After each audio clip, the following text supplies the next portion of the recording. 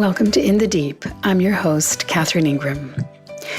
Some years ago, my family came for a visit when I was living in Los Angeles. One afternoon, when my father and I were in the living room, I put on the old song, It's All in the Game, the original by Tommy Edwards from the 50s. It's a song that's been covered by many other great artists, including Van Morrison and the one that we're using in this podcast by Jack Jezero. But the Tommy Edwards version is the classic.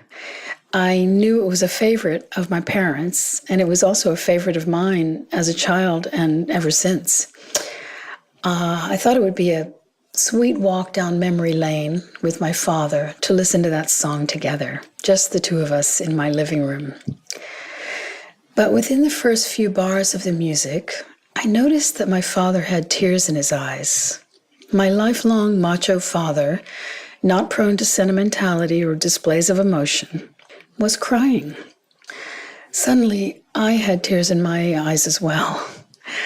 I somehow knew that in that moment, my father was crying for his lost youth, transported through memories of what that song evoked to a time of his prodigious energy in building his business, his general gusto for life, the good times of America after the war, and who knows what other private images from his own inner and outer journeys.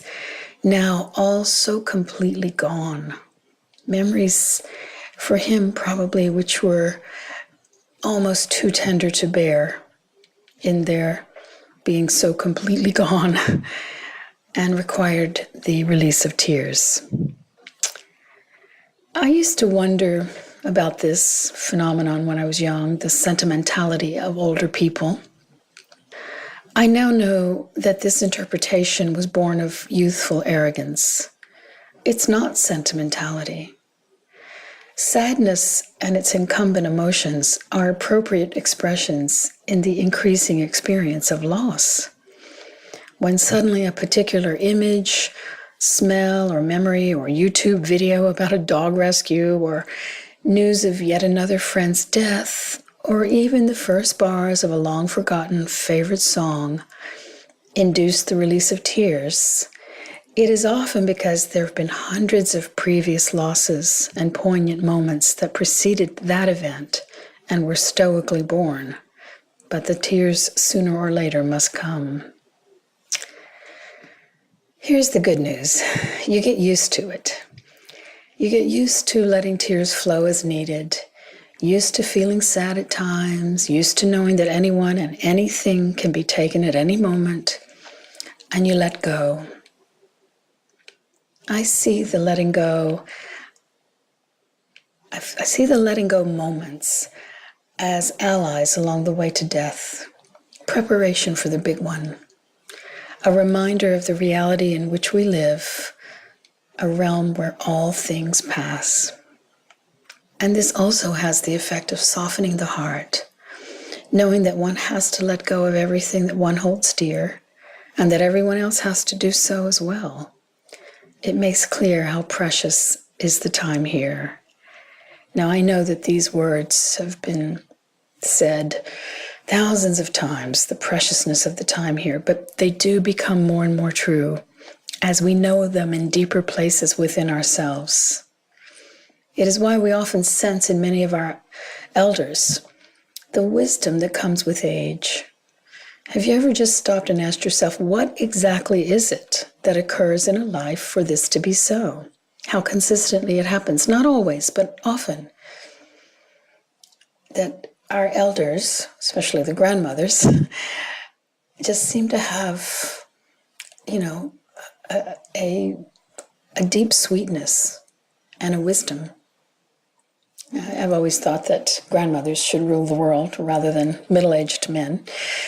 But anyway, have you ever wondered what exactly occurs in this transformative process? I propose that it's the experience of multiple losses, which brings the understanding that there's no time for petty nonsense and hair-trigger reactions to personal affronts. There's only time for love. For what is the experience of loss but the absence from this world of someone or something that you have loved?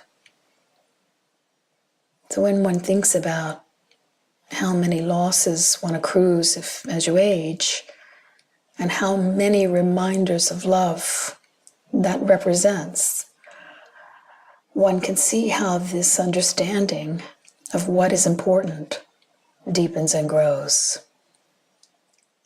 This is yet another way that I allow loss to be my ally. It reminds me of that which I have cherished and of my capacity to cherish, and it's an impetus to be grateful for what is left.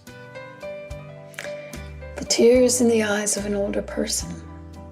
It's not sentimentality, it's love.